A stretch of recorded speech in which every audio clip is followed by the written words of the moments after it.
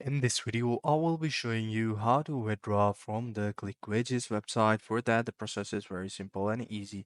So what you exactly have to do is to first thing first have to log into your account.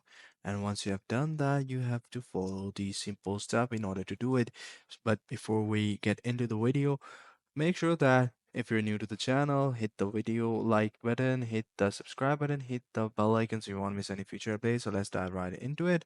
So the thing is, simply go ahead and log into your ClickWages account on their website and navigate to the wallet. Go to the wallet or earnings section. Click on the withdraw button, and once you've done that, select your preferred method like bank transfer or PayPal. Enter the details, required information like account details or emails, then verify or submit your withdrawal request. Wait for the processing. Withdrawal may take a few business days to process, so check their FAQ or support for the method specific details. I hope you found this video helpful. Take care. Bye bye.